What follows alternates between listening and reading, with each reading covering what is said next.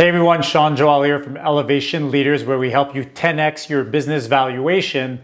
Going to talk to you today about strategic thinking and planning versus execution. So when we work with companies, we usually like to kick everything off with 2 days of strategic planning.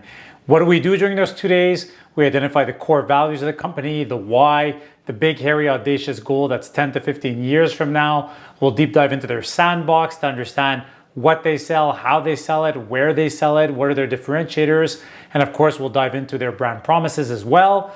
And often on day 2, we'll jump into how to hire and recruit A players, as well as assessing the current talent in the organization.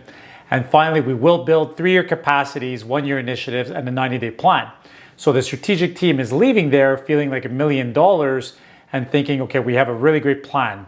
But the plan alone is not going to take you that far. It's really great to have all these things written on paper and have taken 2 days away from your business to focus on this.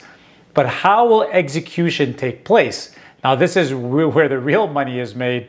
How are you going to go and take those initiatives, take those actual priorities, whether they're SMART goals, whether those are OKRs, and how are you actually going to implement them? That's the execution part. And that's where we give every single one of our company clients 90 days to get this accomplished.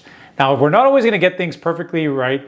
And as Mike Tyson famously said, we all have a plan until we get punched in the face. And in our industries and everyday businesses, we do get punched in the face quite a bit, don't we? There's going to be all kinds of uppercuts, all kinds of crazy things that happen coming at us left, right, and center. We're going to lose a team member. There's going to be a client that's going to fall off the map. A huge opportunity we didn't think about are going to come into play.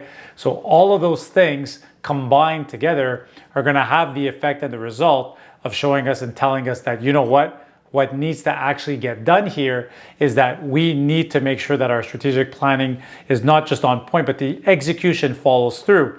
And that's why we always meet with our clients after 90 days, because either they've accomplished at that point everything that they're trying to accomplish, or their plan may have fallen apart. It just wasn't the right one. And then we need to reiterate and start from scratch again, looking at that long-term view and going backwards.